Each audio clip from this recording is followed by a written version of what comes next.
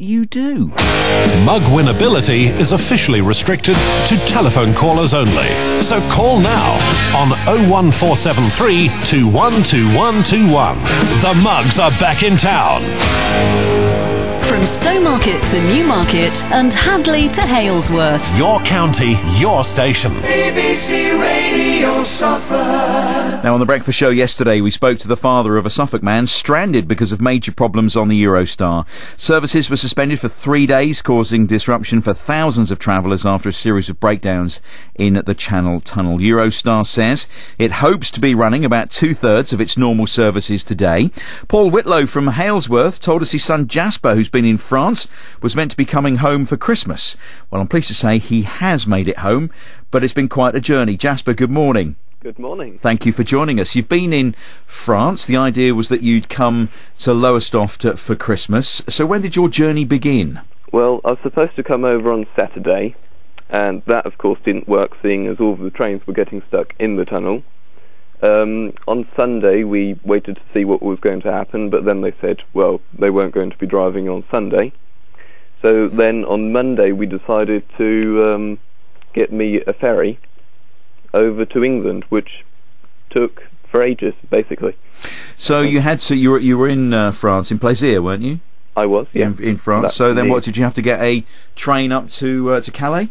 Yeah, well, I took a train to Paris. That was about, well, half an hour normally.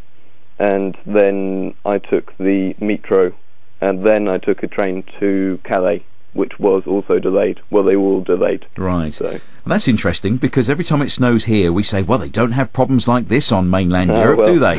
Clearly they do. They do. Oh, they do. Okay. And what was the ferry terminal like when you got there? Well, when we got to Calais, we had to wait for a shuttle bus, to get down to the docks.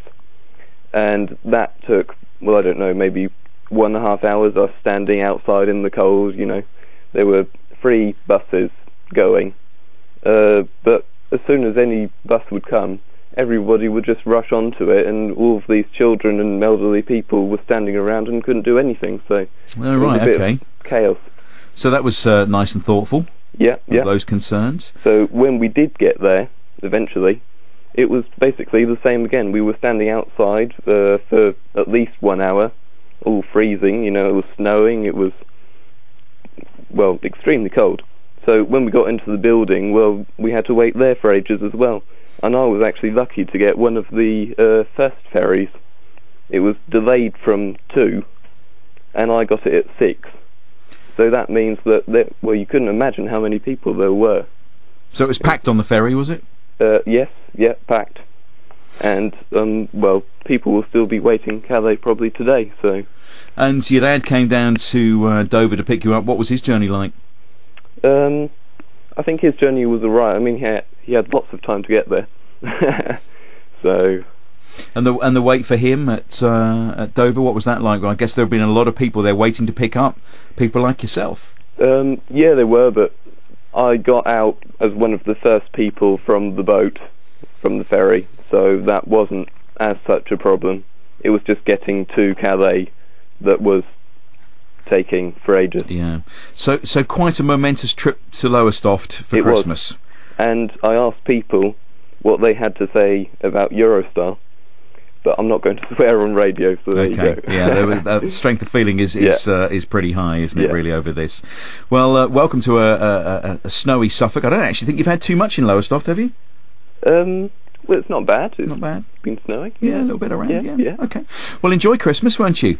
Yeah, I will. And I hope your journey back to Berlin, which is where you're heading to after Christmas, is a little easier than your journey to Lowestoft. Hopefully. All right. Good to talk to you. Have a good Christmas, Jasper. Great. Yeah, thanks. That's Jasper Whitlow, and in Halesworth, and lives in Berlin, making his way to Suffolk in various different ways, rather than jumping on the Eurostar.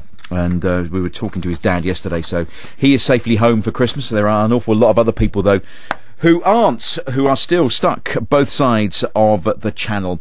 It's 13 minutes past 7 now. Rob's along with some travel news for you in a moment or two. We'll look at the weather as well. Phone lines fairly clear now. Happy to say no incidents on the Suffolk roads, although conditions are treacherous. Please watch out on those roads and keep it the way it is so far this morning. Problems in Colchester though. Magdalen Street, we've got that closed. The A134, so gas leak there. That road is closed. There is diversion in operation.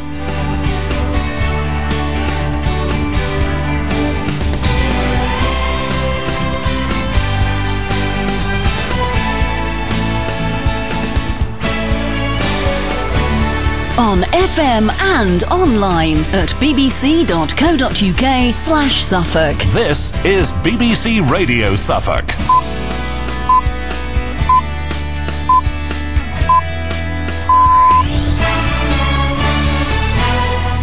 Mark Murphy in the morning, 8 o'clock. Our top stories this hour. More snow, but Suffolk escapes the worst this time.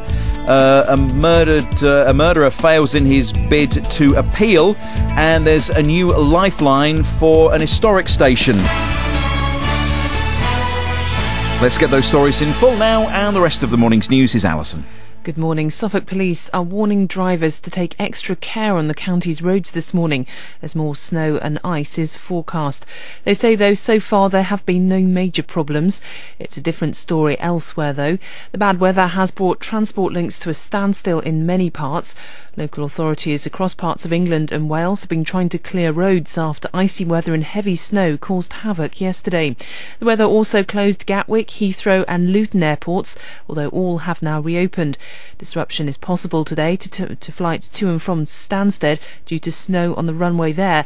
The airport, though, has remained open. Hampshire Police have spent the night trying to free motorists who got stuck in gridlocked traffic after a snowstorm.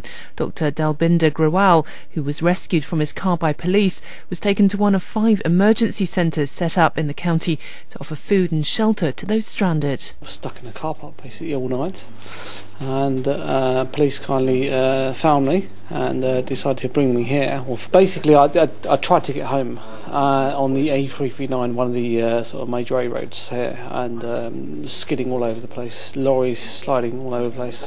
Quite scary, actually. Decided to turn back.